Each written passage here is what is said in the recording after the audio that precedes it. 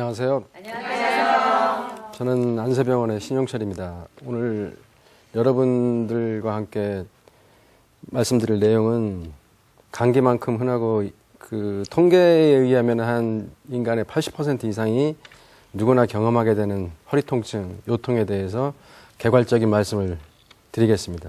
우선 말씀드리기 전에 한 가지 에피소드를 말씀드리자면은 현대의학에서 가장 유명한 요통 환자는 여러분도 다 아실 거예요. 그 60년대 미국 대통령을 지냈던 존 F 케네디입니다.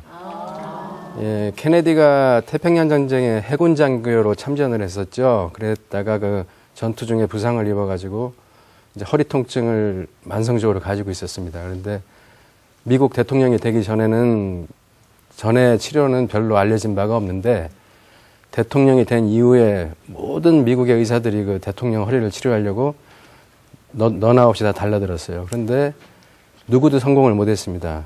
그러니까 이해가 안 가시죠? 미국 대통령이 다른 병도 아니고 암도 아니고 허리가 아픈데 미국 의사들이 아무도 치료를 못했다는 게 뭐 쉽게 이해 가실 내용은 아닐 겁니다. 그 정도로 요통은 흔하고 아주 괴롭지만은 치료는 만만치 않은 그 만성적인 문제입니다. 그래서 제가 이 말씀을 왜 드리냐면은 그 당시 이제 미국의 정형외과에서 신경외과에서 수술을 위주로 하는 의사들이 다 달라들었는데 아무도 치료를 못하고 그나마 가장 근사한 결과를 얻었던 의사는 자넷 트라벨이라는 재활의학과 의사였습니다. 그래서 그분이 대통령을 어느 정도, 완치는 아니지만은 어느 정도 치료했다는 걸로 상당히 그 미국 의사사회에서 유명세를 탔었죠.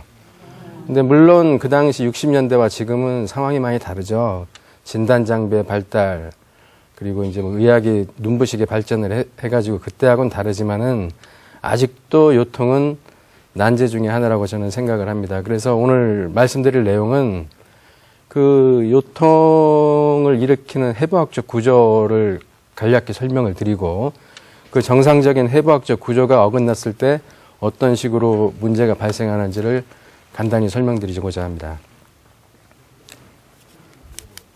예, 우선 허리를 구성하는 해부학적 요소에 대해서 설명을 드리겠습니다. 우선 보시면은 첫 번째로 볼 수 있는 게 이제 척추, 뼈에 해당하는 거죠. 뼈들이 쭉 이게 기둥을 이루고 있습니다. 그래서 척주, 한자말로 기둥주자를 써서 척주라고도 하는데 이렇게 기둥을 이루는 뼈의 성분이 있고 그 다음에는 구성 요소로서는 이제 뼈와 뼈 사이에 추간반이라고 하는 요 통상 디스크죠. 요 누렇게 보이는 게 뼈고 요 회색으로 보이는 것이 이제 뼈하고 뼈 사이에 있는 쿠션 역할을 하고 움직임을 주는 추간반이 되겠습니다. 그래서 통상 여러분들이 뭐 요통 곧 디스크로 이해를 하고 계신데 디스크는 정상적으로 해부학적 명칭이고 디스크가 말썽이 생긴 경우에 이제 병이 되는 거죠.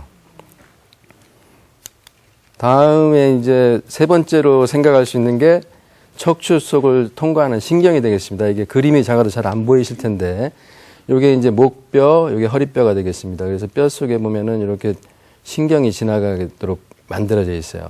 그리고 네 번째 해부학적 요소는 척추를 둘러싼 인대 및 근육. 그 인대 및 근육은 이제 등 쪽에서 본 근육의 모양인데 이 붉게 보이는 건 근육이고 하얀 거는 전부 인대입니다. 그래서 여기 보시면 허리에 이 다이아몬드 모양의 하얀 인대 모양을 보실 수가 있어요.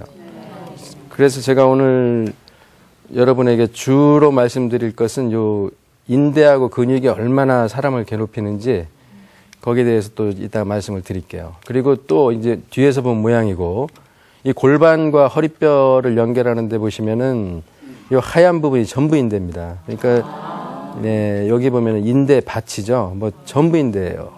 그러니까 여기 이제 요 골반 뼈, 이게 허리 벨트가 걸리는 라인 밑에 이 꼬리뼈까지 뒤쪽은 전부 인대라고 보시면 돼요. 그리고 앞쪽도 상당 부분 인대로 되어 있습니다. 그래서 저 인대는 그 나이를 들으면은 인대도 헐거워집니다. 그래서 나이를 드시고 특히 여자분들의 경우 이제 결혼을 해서 이제 출산을 하게 되면은 골반이 쭉 벌어지기 때문에 이 골반 인대들이 전부 느슨해져요. 그래서 특히 그 나이 드신 분들이 아기 낳고 조리를 잘못했더니 그때부터 첫 애 낳고부터 지금까지 허리가 아프고 시다 그런 말씀을 하시는데 그건 전부 인대에 관한 문제들입니다. 예, 첫 번째 그러니까 말씀드렸던 그 뼈가 말썽을 부리는 경우, 이제 척추가 어긋나는 경우죠. 그래서 이제 전방전이, 후방전이, 불안정, 측만 이 정도인데 전방전이라는 건 말 그대로 앞으로 빠져나갔다는 얘기예요. 그래서 허리뼈가 이제 1, 2, 3, 4, 5인데 5번 뼈보다 요 그림은 4번 요추가 배 쪽으로 빠져나간 경우죠. 그래서 이제 뼈가 떨어져 있음으로써 움직일 때마다 이제 뼈가 어긋나게 되죠. 그러면은 이제 요통의 원인이 되고요. 후방전이는 그림은 없지만 이제 뒤로 물러난 경우. 분절 불안정이라는 거는 움직일 때 똑같이 어긋남이 없이 움직여줘야 되는데 움직일 때마다 빠져나가는 경우가 분절 불안정이고, 측만증은 청소년기에 문제가 되는 얘기인데 이거는 척추가 이제 휜 거죠. 포도나무가 자랄 때 이제 서로 꼬이면서 올라가듯이 척추가 꼬이는 경우인데 이거는 성장기에만 문제가 됩니다. 그래서 성장기가 지나면은 살아가는데 큰 문제가 되지는 않아요, 이거는.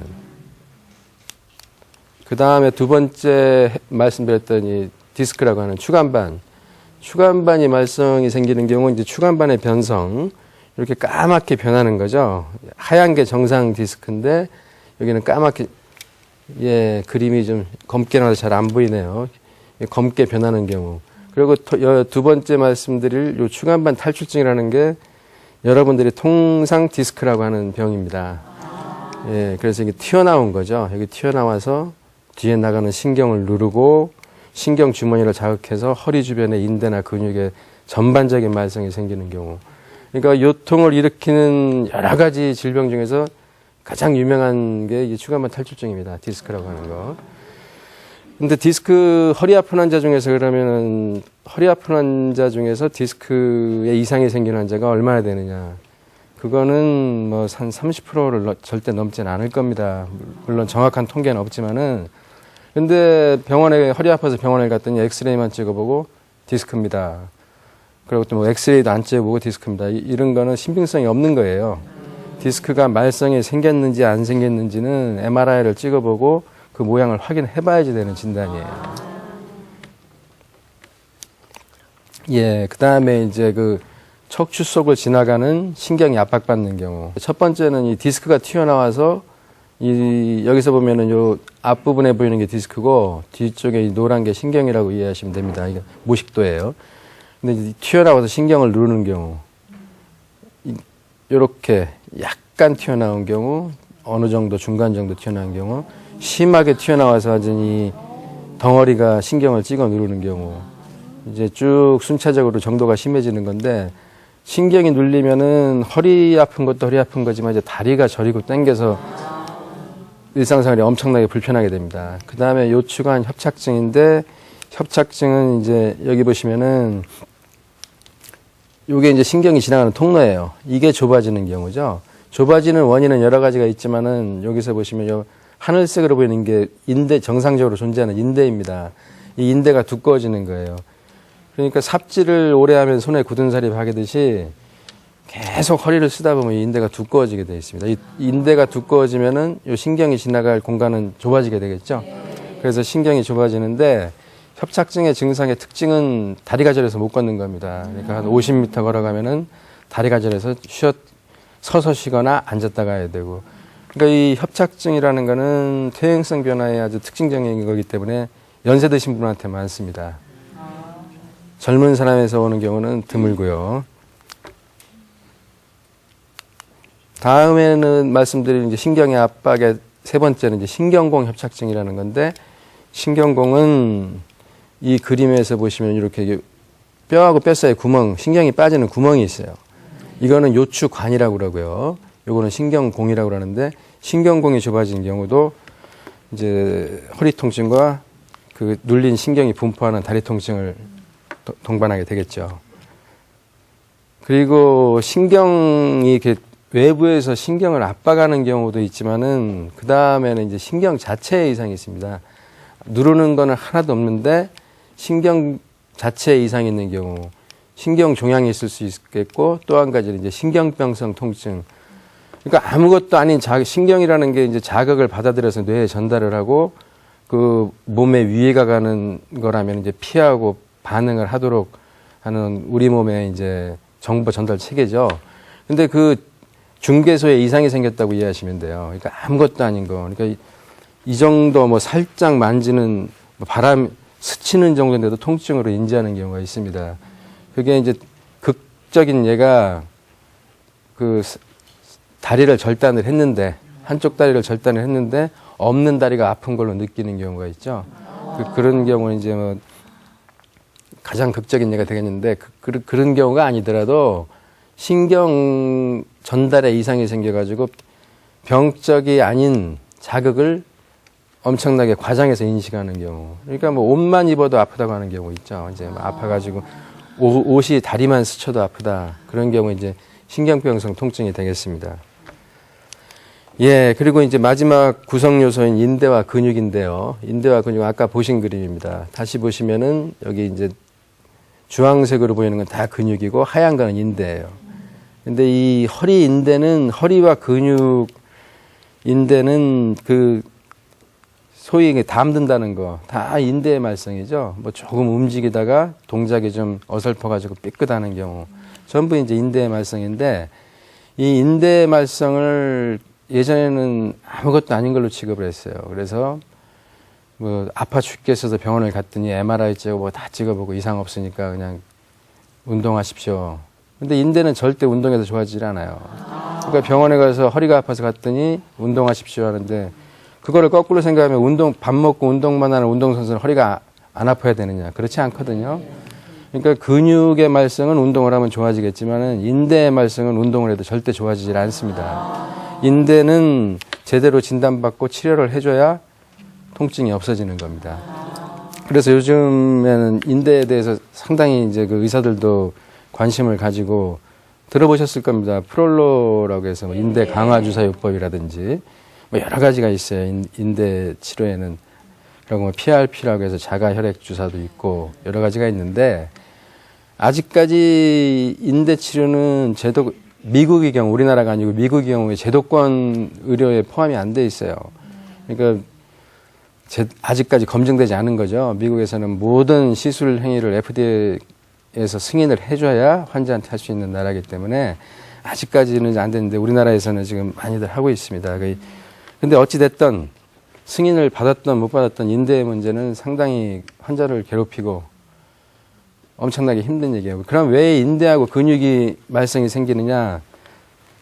그 사람이 두 발로 다니기 때문에 생기는 문제예요. 네 발 짐승은 크게 이 허리 쪽, 이 인대나 근육에 말썽 생길 일이 별로 없습니다. 두 발로 쓰는 장점이 뭐 여러 가지가 있죠. 뭐 손을 사용할 수 있다는 거 있지만은 장점이 많은 대신에 잃게 되는 게 요통입니다. 그렇게 이해하시면 돼요. 그러면은 이제 치료로 들어가서요. 여러 가지, 뭐 디스크의 경우 심하면 수술을 해야 되고, 그리고 뭐 수술이 아닌, 물론 아까 지금까지 제가 말씀드린 여러 가지 원인에 따른 진단이 다 됐고, 치료도 다 각각입니다. 그렇지만은 우선 치료를 간단히 말씀드리자면은 우선 수술을 안 할 수 있으면 안 하는 게 최선입니다. 보존적 가려를 행하고, 하다 안 되면 수술을 하는데, 수술을 해야 되는 환자보다 더 골치 아픈 환자가 수술할 정도가 아닌데 계속 아픈 경우, 만성통증의 환자죠. 그런 경우에 이제 뭐 여러 가지 치료가 행해지죠. 뭐 다 아시는 물리치료, 약 먹고 쉬고 여러 가지가 있는데 이제 병원에서 할 수 있는 치료들 최근에 각광받는 치료 중에 신경 성형술이라는 게 있습니다. 이거는 마른 성형술인데 그 어떻게 하는 거냐면 이제 그 국소마취를 하고요. 그 꼬리뼈를 통해서 한 1mm 정도의 작은 관이죠. 관을 꼬리뼈를 통해서 허리까지 올려 보내는 겁니다. 그래서 그 통증의 원인이 되는 여러 가지가 있죠. 아까 말씀드린 뭐 디스크도 있고 협착증도 있고 신경병성, 신경 자체 이상도 있고 여러 가지가 있는데 그쪽에 이제 뭐 누르는 게 있으면은 누르는 걸 풀어주고 그러니까 유착 서로 들러붙어서 있으면 유착을 풀어주고 그리고 이제 화학적 물질 디스크가 터져 나오면은 갇혀 있을 때는 안 나오던 여러 가지 화학적 물질이 나와서 신경을 눌러서 생기는 통증도 있지만 화학 반응에 의한 통증도 만만치가 않습니다. 그거를 이제 씻어내고 염증을 가라앉히고 그런 여러 가지 그 일련의 과정들을 신경 성형술이라고 하는데 이 자세한 뭐 시술 과정은 생략하겠습니다. 그리고 신경 성형술의 장점은 여러 가지가 있는데 입원이 필요 없다는 거죠. 그냥 그날 가서 시술 받고 그날 퇴원할 수 있다는 거. 그리고 마취를 안 하기 때문에 수술이 너무 두렵다. 나는 뭐 죽으면 죽겠지 수술 안 하겠다는 환자들한테 할 수 있고 나이 드신 분들한테 할 수 있고 여러 가지가 있습니다. 그러면 이렇게 장점만 있고 단점이 없느냐? 그렇지는 않아요. 단점은 수술만큼 완벽한 결과를 못 준다는 게 단점입니다. 그렇지만은 수술 전 단계로서 이거를 하는 거는 충분한 가치는 있다고 저는 생각을 합니다. 그래서 대상자는 아까 말씀드린 허리병 환자는 다 된다고 보시면 돼요. 그러니까 뭐 디스크 환자, 협착증 환자, 이거는 뭐 수술에 대해서 부담감을 갖는 경우, 또 아까 말씀드렸지만은 신경 자체에 이상이 있는 경우, 신경병성 통증이라고 말씀드렸죠. 그 경우에도 이게 해당이 되고, 그 여러 가지 문제 중에서 가장 골치 아픈 게 의사인 제가 판단할 때 가장 골치 아픈 게 별것도 아닌데 많은 불편을 호소하는 분들이 계세요.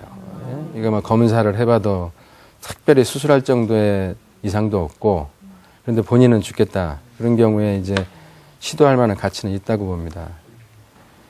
그래서 지금까지 쭉 허리의 이해에 대해 요통에 대해서 개괄적인 말씀을 드렸는데 다시 한번 정리를 하자면은 그 디스크는 워낙 오랫동안 많은 사람들이 관심을 가지고 환자분들도 다 하세요. 내가 허리가 아프면 이거 혹시 디스크 아닌가 걱정을 우선적으로 할 정도로 다 하시는데 그거보다는 인대와 근육이 훨씬 더 많다는 겁니다.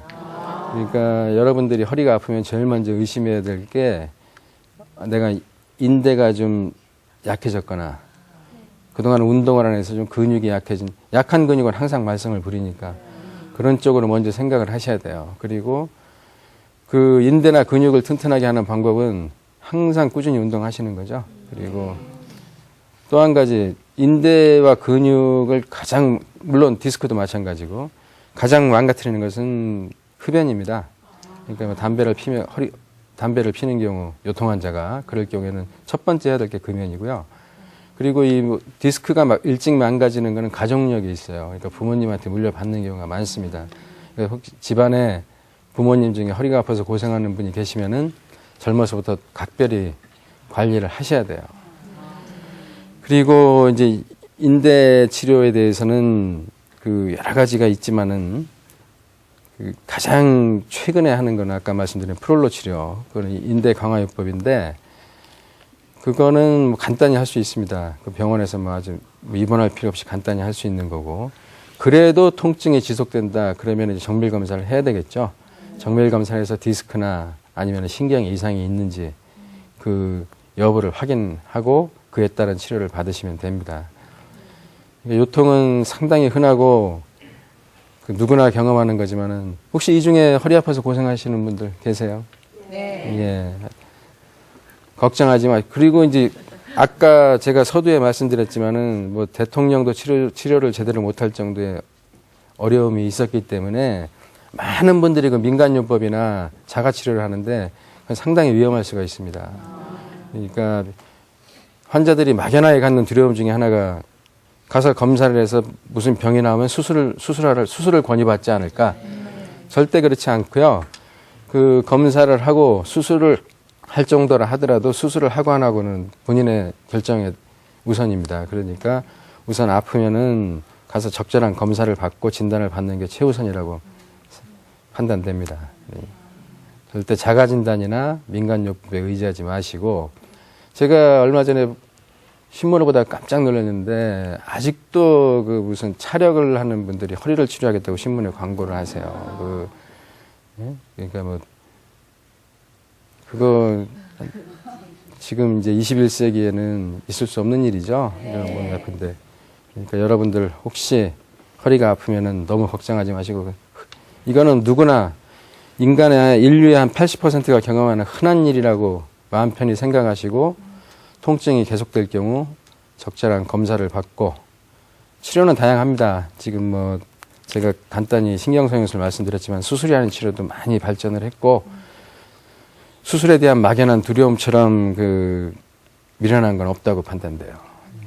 이상 제 강의는 다 마쳤고요. 혹시 여러분 중에 질문 있으시면 질문하십시오. 저 질문하겠습니다. 예, 말씀하시죠. 아까 흡연을 줄이면은 더 유통에 대해서 줄어들 수 있다고 말씀 주셨는데 술과 어떻게 관련이 있을 수 있는지. 예. 술은 직접적인 관계는 없어요. 그런데 술을 마시면은 이제 허리보다는 다른 쪽이 먼저 간이나 이런 데가 먼저 상하겠죠. 그리고 흡연이 허리 통증에 밀접하다는 걸 다시 좀 제가 자세하게 설명드리자면은 담배를 피게 되면 온몸의 혈관이 수축을 합니다. 그런데 가장 중요한 부위로 가는 혈관, 예를 들어서 뇌, 첫 번째 뇌, 심장 이런 데로 가는 거는 수축을 최소화해서 피를 보내야 되고, 가장 수축되는 게 이제 허리의 근육이라든지 인대 이런 데로 가는 혈관이 가장 담배에 의해서 수축을 많이 당해요. 그러면 이제 피가 못 가게 되니까 영양 공급이 안 되는 거죠. 그런 일이 계속 반복되고 누적되다 보면은 이제 말라 죽는 거죠. 논에 이제 물이 안 들어가서 벼가 말라 죽듯이 그런 식으로 근육이나 인대, 이제 심하면 이제 디스크까지 다 상하게 되는 겁니다. 술은 직접적인 관계는 없습니다.